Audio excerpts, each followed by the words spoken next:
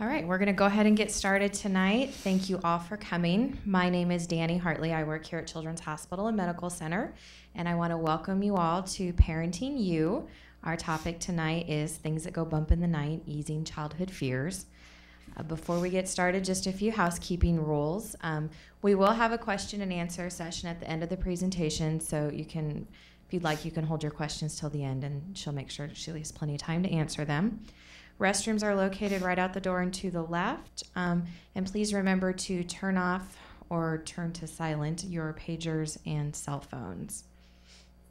So with that, at Children's Behavioral Health, Meg Flores specializes in a variety of parent-child interaction problems, including pediatric behavioral issues, ADHD, and problems in school, sleep feeding problems, and anxiety. Here tonight to discuss things that go bump in the night and how to ease your child's fears. Please help me welcome Dr. Meg Flores. Thank you. Well, what we're going to talk about tonight is just common childhood fears and what are some of the things that we can do to help alleviate those things. To kind of get an idea, I assume that everybody has kids or works with kids. Yell out a little bit for me just what age group we're in. Okay. Okay. All right. So pretty young kids. That'll be great. Just to give you kind of an overview of some of the things that we're going to talk about, we're going to talk about how fears are really a natural part of what we do on a day-to-day basis, and that they're really a survival instinct that's important. We're also going to talk about just developmental norms and what is typical as children change. And then, as I mentioned earlier, we're going to talk about just some common how-to strategies, things that you can try out at home. And then at what point, are we maybe a little bit over our head where it would be appropriate to kind of seek out some additional assistance. So when we talk about fears, fears are really addressing a physiological response to some sort of external trigger. So something in your environment. And when we talk about anxiety, sometimes we use these interchangeably, but there's really kind of a distinction where anxiety isn't necessarily triggered by an external factor. It's more of an emotional state that might be cued by something that's not necessarily threatening in that environment. And when we look at anxiety, we look at historically how this is really an alarm system that's built into our body to help protect us. When we climb up somewhere high, your heart might start to beat a little bit faster, and that's a good thing. When you're driving home and you're listening to the radio about a tornado warning, and you get a little shaky or you get a little nervous, that's a good thing. We don't want people, running into these dangerous situations. We want our bodies to be able to let us know that this isn't necessarily the best place for us right now. And so having those things in our body help us learn to adapt. It's at the point where our body may be telling us that there's danger when there's not really danger. So our body maybe be over-exaggerating what's going on. And at that point, we would call that anxiety or something that is kind of overturning our natural survival system of our body. So I briefly wanted to kind of talk about what the research says with anxiety. And so the first study that we look at here is children ages 2 to 6 were found to have anywhere between 4 and 5 fears and fearful reactions once every 4.5 days. So in other words, once a week, it's pretty common for children ages 2 to 6 to be fearful of something. Also in a sample of children ages 2 to 14, 90% of those children had specific fears. So almost, the entire sample were fearful of something. And then we look at the next study that looks at 43% of children ages 6 to 12 had 7 or more fears. So almost 50% of children are reported of having not only one fear, but multiple fears. And then the last point is just something to keep in mind. I know that you mentioned all your kiddos are relatively young, but one of the things that research has found is that as children become older, they perceive that maybe having these fears isn't as typical, and so they get really good at masking those fears. And so we find that older children may downplay kind of the fears that they do experience. When we talk about fears and anxiety, we want to look at how these things change as children change developmentally. The way that fears may relate, they can change based on how old children are. So fears that really little children have are different than fears that older children have. They can correspond or relate with male and female. For instance, females tend to have more concerns with separation anxiety as opposed to males. And then they can also correspond with cognitive abilities. Children that are younger tend to be more concrete in their thinking as opposed to children that are older, and they tend to be able to use more abstract thinking. We also look at the correspondence of fears relating to physical abilities. A kiddo that's maybe very dexterous may have less fears than a child who is pretty clumsy. So that dexterous child may have less fears on the playground as far as going on the monkey bars or jumping from swing to swing and those types of things. Also, past experiences and how we deal with those past experiences can also relate to fears. Just as an example, looking at a child that might have been bit by a particular dog. That child may get along really well with other dogs and may experience those other dogs, but that particular breed that they were bit by, they might, really be hesitant to continue to interact with that kind of breed.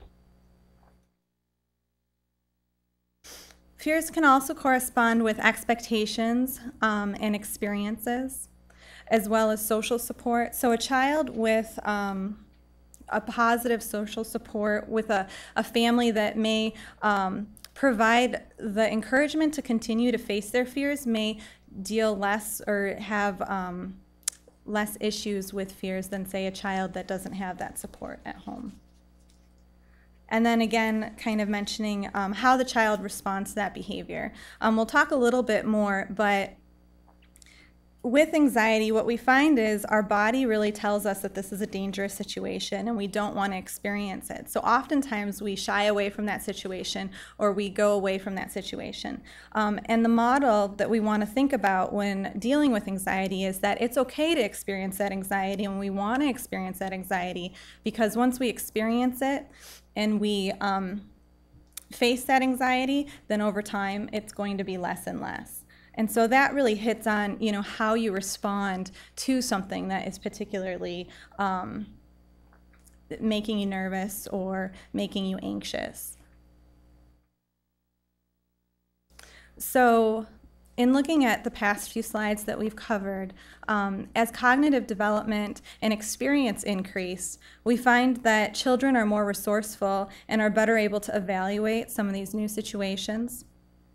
And they evaluate them as less novel or less threatening. And again, that's getting towards that exposure and not necessarily running away from those situations, but being able to adapt and learn from those experiences that they have.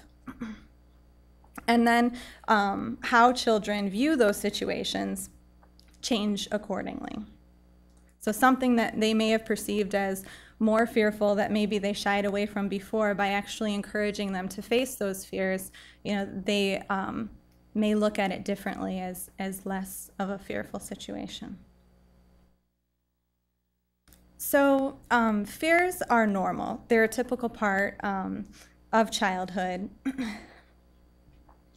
And even excessive fears are oftentimes not brought to the attention of medical professionals unless there's serious impairment for the child or for the parent. Oftentimes, when children are overly fearful, it becomes such a problem that it's interfering kind of with the parent's life. So for instance, a child who has anxiety about going to school, at the point where mom or dad are late for work, or mom or dad are not being able to go to work, or the child's missing so much school that school's calling mom and dad and saying, hey, your kid can't miss this much school, what's going on? That's oftentimes the point where kids are seen by medical professionals or behavioral health professionals. And sometimes we don't see that unless it gets to that extent. So in order to kind of determine what's unusual, what's abnormal, we want to kind of get a good handle on, what's typical. What do most kids experience fear-wise at different ages? And so I'll briefly kind of do an overview, and then we'll look more in depth at each of the various stages. So 0 to 6 months, you look at what children are doing at that age. Around 6 months of age, they're probably starting to sit up and do those types of things. But during this time, they're being held a lot, they're being supported a lot. So it makes sense that one of the fears that they oftentimes have is being startled or not having that support suddenly. When we look at 6 to 9 months of age, we think about kids starting to roll over, we think about them starting to be pretty mobile. And so it makes sense that, again, that built-in survival tactic as far as being fearful of strangers and those types of novel situations are going to be more fearful. 12 to 24 months, we're walking, probably running, and so that separation from that parent or caregiver is going to be that much more important. And then ironically enough, this is one of the major fears at this stage. Looking at 2 years and 3 years, we're looking more at imaginary creatures, as well as being afraid of the dark and being alone and those types of things. Some of the similar fears around 4 years of age, 5 years of age, we start to see a change more towards kind of concrete stimuli that we didn't necessarily see before, as far as, well, what if I fall off my bike? What if I skin my knee? Suddenly, those types of fears we see a little different. And then 6 years of age, again, you're seeing more of the natural disasters. And 7 to 10 years of age, you're getting more into, again, the medical procedures and minor injuries. And what we'll see is the trend is that these are oftentimes fears that we see even in adults.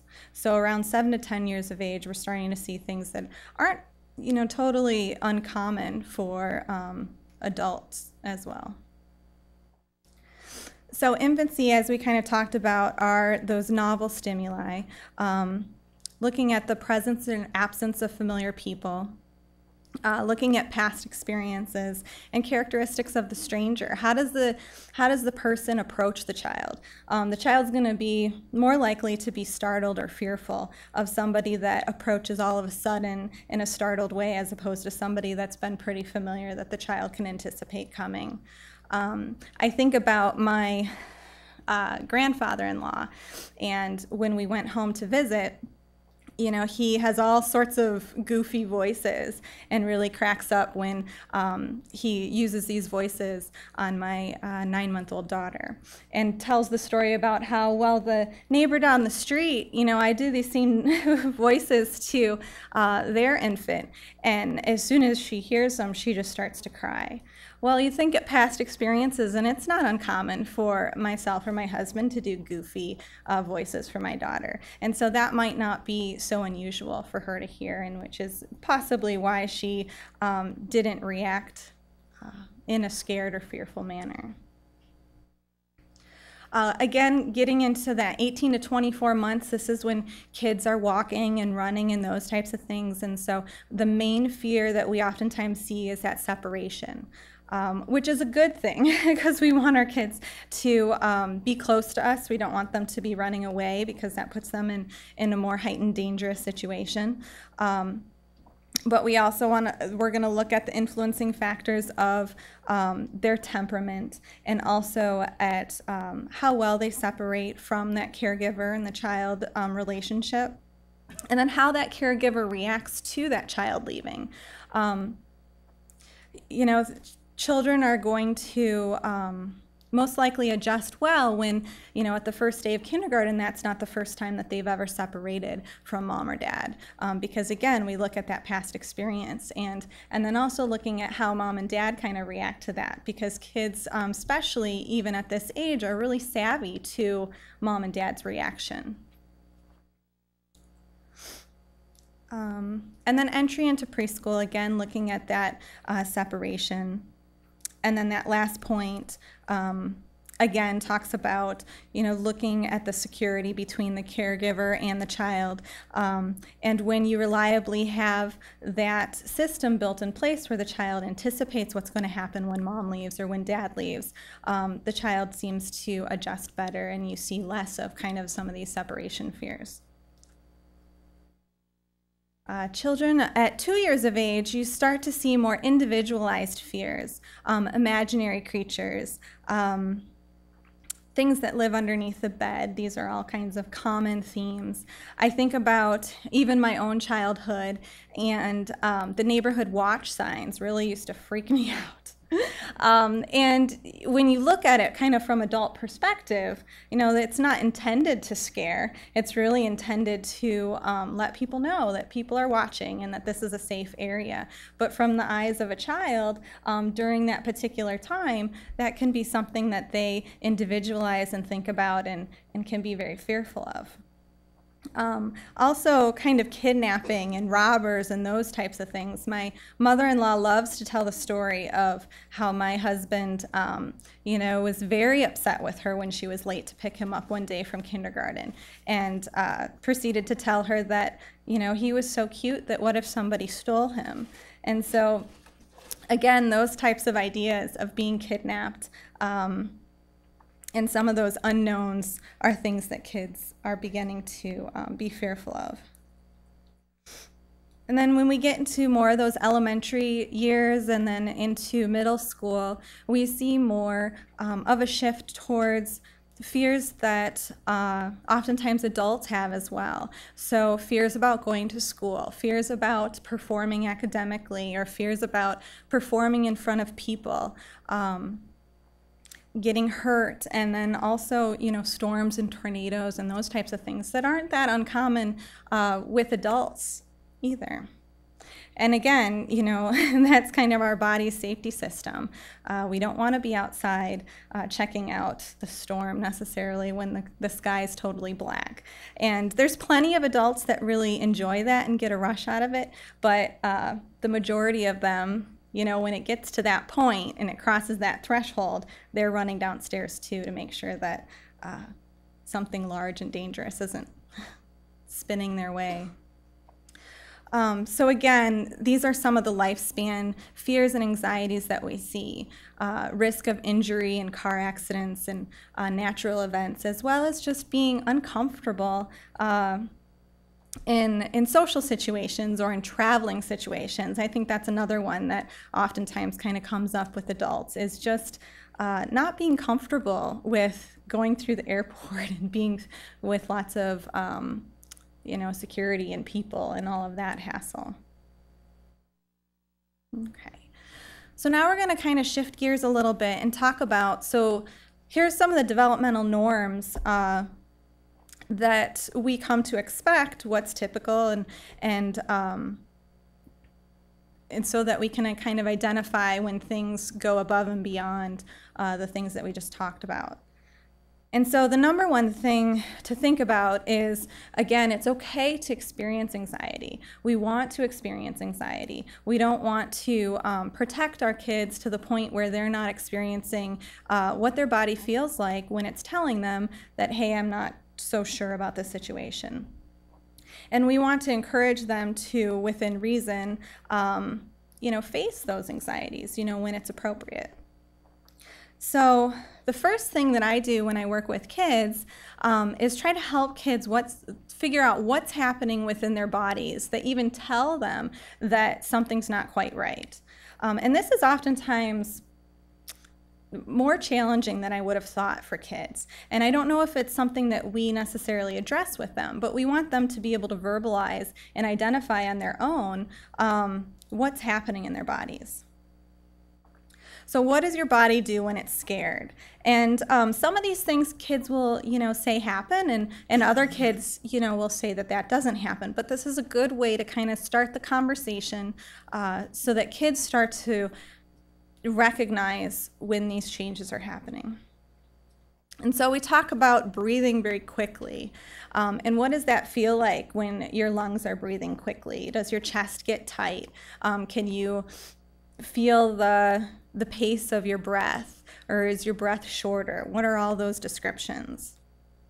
Also kind of looking at, your heart pounding, or even prompting your child to run in place and just simulate what it might feel like when their heart's pounding hard because they're nervous about something.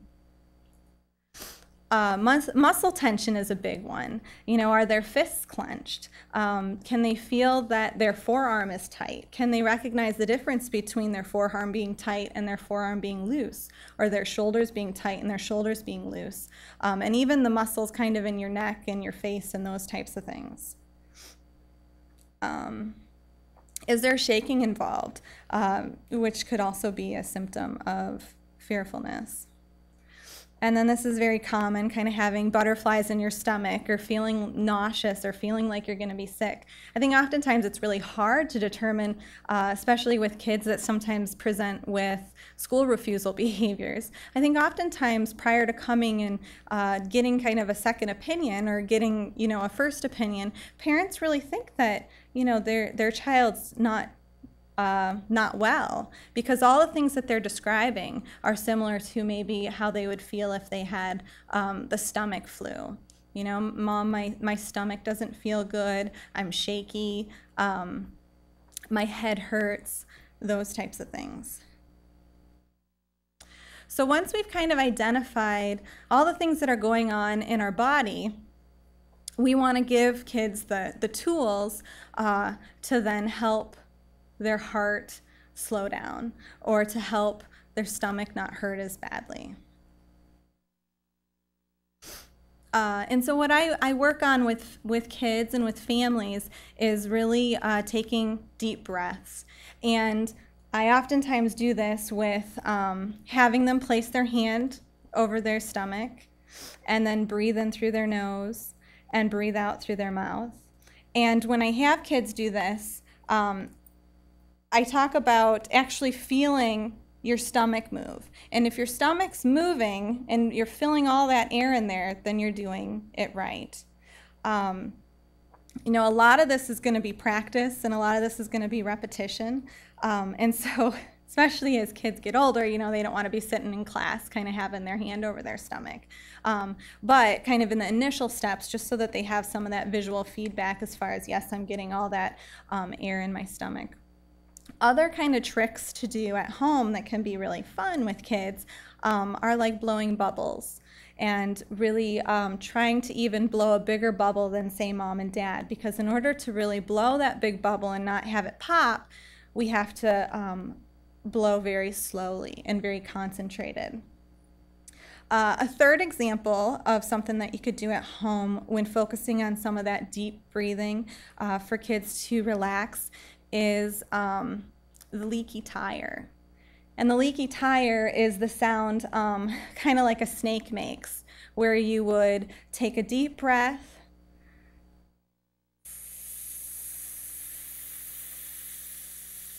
And especially with little kids and even older kids, you can sit down and just say, okay, we're going to practice our breathing. And I'm going to take a breath and you're going to take a breath, and let's see who can make the leaky tire sound longer. And so you have the child go through and do the leaky tire sound until they don't have any more air.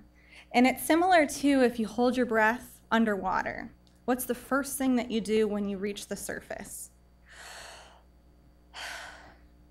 And so, you're putting it in a fun perspective for a little kiddo, especially somebody that's pretty little. And then one of the things that I do as well, and we'll kind of talk about this before we go on to the next strategy, is after we do some of this deep breathing, I go back to, how does our body feel? And I'm a really big believer in just kind of commenting and identifying when your kiddo has loose arms and has not a lot of tension in their arms, and actually feeling it before and afterwards. And sometimes I'll even pick up an arm and I'll drop it, and looking to see, if it drops pretty easily, or if they're sitting in a chair, if I can lift up their leg and drop their leg pretty easily. And it's kind of surprising because with some of your more anxious kids, you'll go to drop their arm and it'll just kind of stay right here in place. And so we say, okay, let's do some more deep breathing, because I can tell that we're not as loose. You're still pretty stiff. So really, describing that as you go with kids is really important. Okay, the other strategy that we're going to talk about is using visual imagery. And visual imagery doesn't have to be something that's necessarily really calming and relaxing. It could be, as you can see in the first example, it could be imagining yourself laying down in a field, identifying shapes in the clouds. That could be something that is pretty relaxing. But research has shown that you could have other kids that maybe, their most the most pleasant experience that they've had was going to a Chicago Bulls game, and it was really loud and it was really exciting. That can also be a good visual imagery tool. And then the third one that I oftentimes come up with is something that is make-believe, something that's fantasy. It doesn't have to be something that either happens or doesn't happen. And a good example for that is Candyland. Kids always like to talk about Candyland. So then when we decide on something to think about, we want to look at all the different senses that we have and really walk kids through what they're thinking in their head. So for instance, I had a kiddo that wanted to talk about Candyland. And so they pictured themselves floating down a chocolate river in the middle of Candyland. And so you really try to prompt them as far as, well, what other things do you see? And they might see the gumdrops, or they might see popsicles, or those types of things. And then what do you taste? Well, can you dip your finger into that river of chocolate and taste that chocolate? And is it bitter or is it sweet? And asking all those types of things so they really start to incorporate that into what they're thinking about. And asking them, what they smell, and also what they feel. Is the chocolate river, cold, or is it really warm? What does it feel like when you dip your finger into that chocolate river? And what do you hear? Is there a waterfall coming up ahead? Those types of things. And what you find is the more that you can really involve the child's senses, the more that they can really relax and kind of think about that. And the more you practice it, the more quickly that idea is going to come to them. So once you have these strategies, it's important to practice. It's kind of like preparing for a marathon or a piano recital. You don't want to go the day of the recital and say, oh, remember your deep breathing.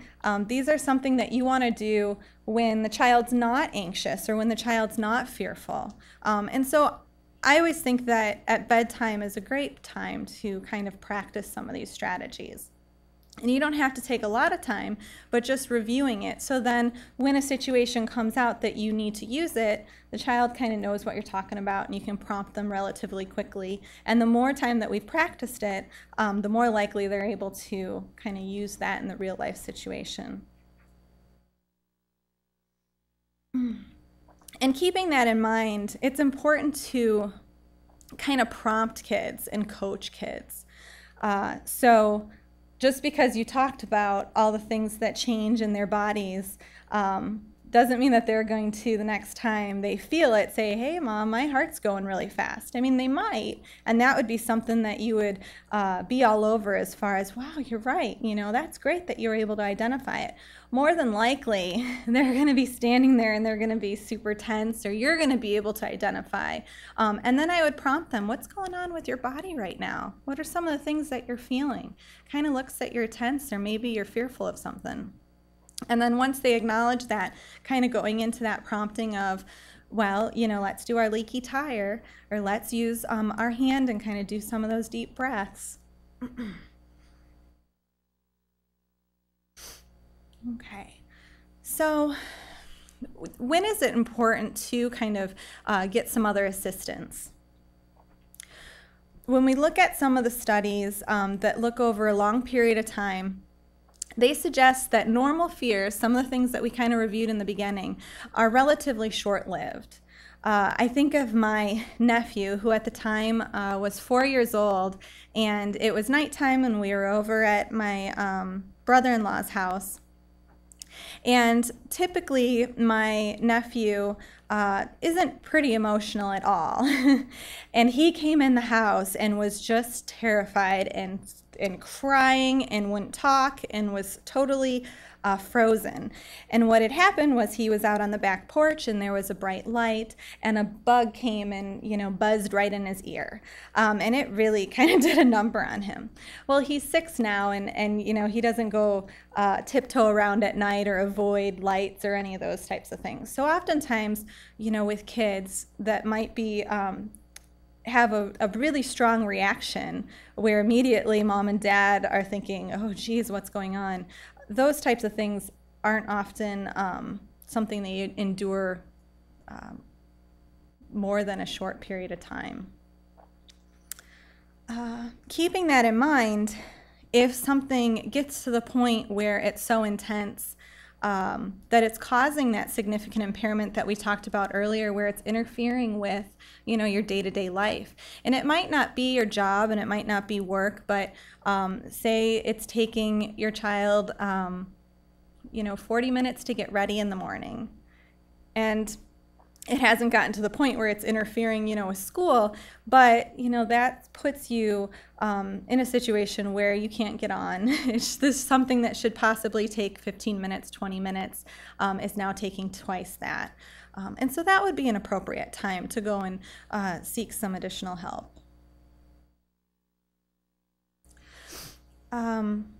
So some of the common fears or intensities that we oftentimes associate with impairment are like a child that refuses to go to school, that maybe gets ready until you walk into the garage and then throws down the backpack and says, I'm not going to go. You know, to the point where you are concerned that, is this something that is medically related, or is this something that is anxiety or fear related? It's important to kind of go see your pediatrician and kind of flesh that out. Oftentimes pediatricians will be able to then say, no, I think that this is more than likely something that you need to go see behavioral health about. But getting to those somatic complaints about, Mom, my head hurts so bad, I'm just going to go and lay on the couch for, you know, a couple hours. Those would probably be a time, if you see a pattern of that starting, to go and talk with somebody. If a child's getting so fearful that they're vomiting, you know, that would also be a time that this is more intense than what we would typically see. And then also refusal from parents. You know, I don't know that it's totally uncommon for kids to be uncomfortable when they go to somebody else's house overnight. But if that becomes a pattern and your child's not able to stay at somewhere that is a comfortable place that they enjoy, then that might be a time to go and kind of see some additional recommendations on how to handle that. Okay, so kind of just going over some of the things that we, again, talked about. It's important to remember that fears are natural. They're essential to survival. So it's really our survival system that's in place that's important that we have, because it's our first line of telling us, hey, something's not quite right. It's when our body kind of exaggerates this to the point that it's interfering with some of our day-to-day activities, that we need to take a step back and say, well, that was really an exaggeration. That wasn't as bad as my body perceived it to be. And then, looking at what's developmentally appropriate for fears.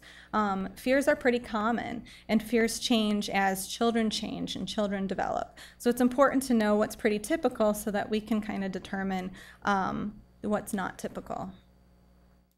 And then the strategies that we talked about were some of the deep breathing strategies, coaching kids to do that, practicing that with kids, and also using visual imagery. That's going to take a little bit more work, a little bit more practice with kids.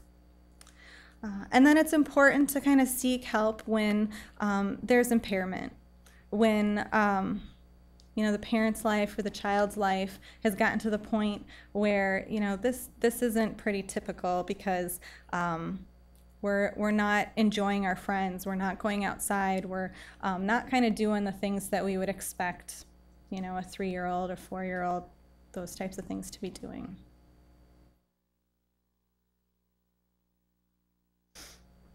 Okay, so that's kind of the end. What questions do you have? I guess I have a question. Okay.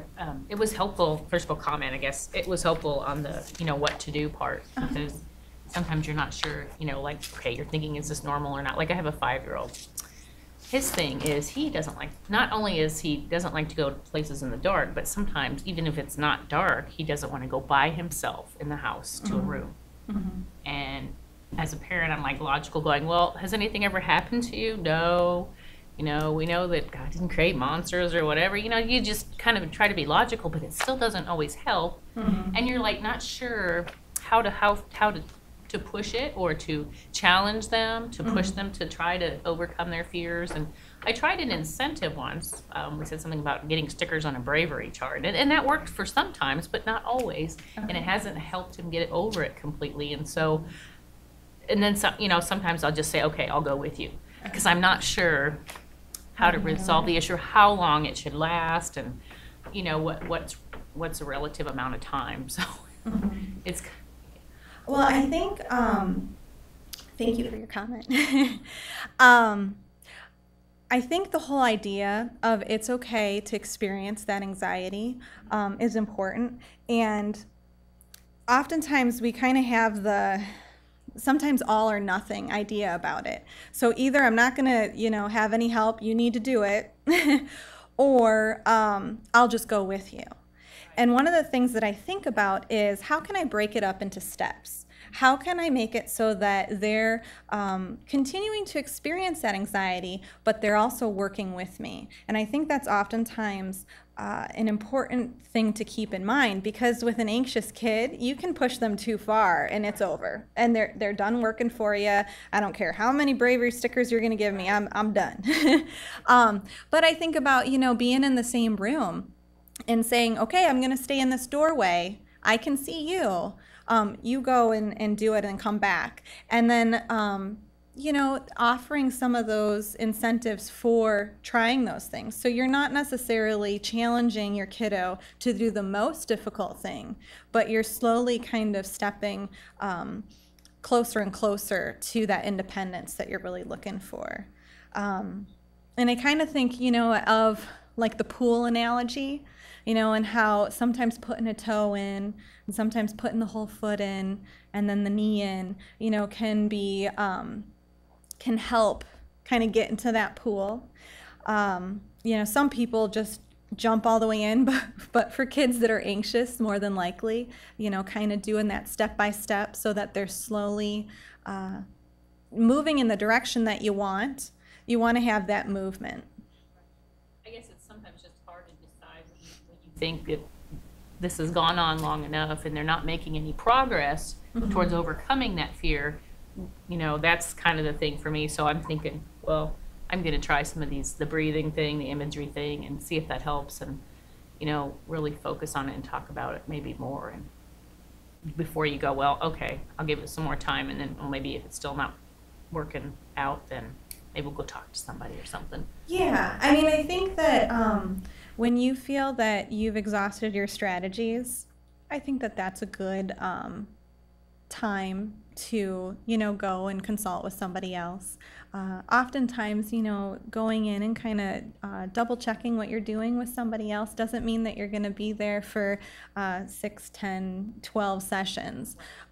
You might be at a place where you're doing pretty good, but you need kind of coaching as a parent. Am I doing this right? And that can be helpful and reassuring for you too. My 6-year-old actually gets scared at night, and it's kind of been, he's a twin, so there's always another child in the room, but that other child goes to sleep instantly. And it reminds me of when adults get things in their head and they can't go to sleep. And he lays there and lays there and lays there and can't go to sleep, and sometimes that's all it is. But other times he'll come in and he will tell me what he is scared of. And he has come up with some horrible image, and I don't know where it comes from. I'm guessing probably commercials, because they're not allowed to watch violent shows. But how can you, I guess, turn that to, because I've told him, think of SpongeBob. Think of when we went to the park today, and he says, "Mommy, I tried, but it keeps coming back." And sometimes it's nothing. Sometimes he just can't sleep, and that's all it is. But sometimes he gets very scary pictures in his head, very realistic and very adult, in my opinion. I think, as we talked about some of these strategies, they need a lot of, parental guidance and parental coaching. And when, you start asking, like with the visual imagery, well, when you're in the place that you feel most comfortable, that you most enjoy, and you start asking about what do you see and what do you hear, thinking about those things is going to be incompatible with thinking about whatever it is that's scary. And so I think you have to have some of those skills that you want them to be doing, and just by doing those skills, they're not going to be able to be fixating on some of that other stuff that's scary. I think the other thing that I would do is I'd probably make sure that I have a pretty sleepy kiddo on my hands if it's something that's happening at night, so that, if we're going to bed at 7:30 and we're not typically falling asleep till 8:30, then I'm not sitting there that whole time kind of doing the visual imagery and doing the breathing. I want to kind of consolidate down my strategy for its most bang for its buck, so to speak. Well, part of the reason is there's 2 of them in the room, so Jason will he's up, I hear him, and the other one swoops right through it. So there's times I'm like, just stay in bed, Mommy's down the hallway, but I have to keep him at the same bedtime, and the other one's exhausted, Would it also, the other part of my question is it good to let them just keep talking about the fear to, I guess, legitimize it and say, well, why do you think you're thinking of that, image of that person? Because I know when they were younger and it was like monsters, I did the monster spray because it made it somewhat real to say, if it's here, I'm going to get rid of it. Is that still true as they get older? The thing that I like about the monster spray is it's something that they can actively do. And so I look at that as like a coping strategy. And I think of deep breathing as a coping strategy. I think ruminating over and over about something that's scary may not be as effective, because you may just be heightening that intensity. I would want to look to see and really encourage some of those just, really effective coping skills, so that, I can see that you're tense. I need you to do your deep breathing, and then let's test your arms and let's test your legs. I would try to shy away from just a lot of the logic. I think that oftentimes we have the tendency to really logically look through some of those things, and just developmentally, kids aren't at that stage to be able to logically rationalize, their fears away. And so I look at more of the concrete, what can I do about it? Mom and dad are teaching me the skills. I'm identifying that something's, doesn't feel right in my body, and this is what I'm going to do about it. Sometimes it's hard to put yourself in their place, because I'm logical, and it's like, well, I'm telling them all the reasons, well, you ask them questions. Right. Like, well, just like I was saying, well, has anything happened before? No. Mm-hmm. Just kind of like the mommy always comes back thing, Yeah. Well, and then the other thing, too, that can oftentimes be difficult is, we find that anxious kids oftentimes have anxious parents, especially kiddos that are seen in clinic. And so oftentimes it's, really encouraging parents to kind of see how coming to their child's rescue is really making them feel pretty good, but might not be really encouraging their kids to face their fears and to then be able to not feel as intense or as scared. Because once they face those, then over time, it's not going to be that alarm system that's saying, hey, I need to get out of here. It'll be, oh, I've felt this before, and then it goes away a little bit. So as they get older, would you say do more of a balance of letting them kind of don't push them into their fears, but kind of say, let's see how you can deal with it on your own? And then as I need to step in, or as you read your child, because there's times where it's just little things, and you're like, no, you're okay. Mm-hmm. You're okay. You can go back to bed. It's okay. Right. And that'll do it. Sometimes it doesn't. Yeah, I look at, slowly extracting yourself so that you're giving less and less support. And then definitely, as your child's getting older, using kind of the environment and some of those situations that are naturally occurring, like kiddos that may be really nervous about speaking up and ordering. That's oftentimes a really good strategy to use. And everybody goes to McDonald's, and if you order what you want, then you get what you want. And if you don't, then maybe I packed you a peanut butter and jelly sandwich and you get to eat that. But there's different ways that you can really entice and kind of weigh the situation, where kids say, okay, I've got to exchange this $5 bill for quarters, and in order to do that, I have to go up to, the guy at the wherever. And if I don't do that, then I don't get to play video games. You can have some pretty powerful environmental factors that will motivate kids, and just finding those. And, if your kiddo's 12 and, the other 12-year-olds are doing that, I think that that's, an appropriate strategy to use. Oh, I'm sorry. I think you mentioned about going to your pediatrician or doctor first. Mm-hmm. So that's usually always the first step when you're concerned about their reactions, like in this case of fears of whatever. I think that if it's specific to fears, it would be okay to probably go to your behavioral health specialist. I probably call your pediatrician first. Oftentimes, here at Children's at Behavioral Health, we really try to encourage families to allow us to contact your pediatrician so that we really have that continuity of care. And so your pediatrician is really kind of oftentimes your go-to. And so we want to keep them in the loop. I especially think of going to the pediatrician if all of the symptoms are similar to kind of a medical issue, like, is my child, ill?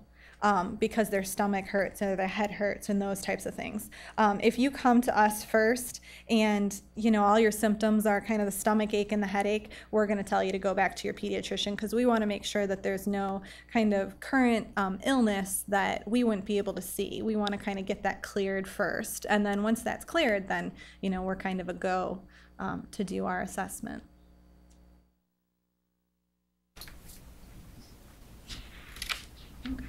Well, thank you for coming. I hope you enjoyed it.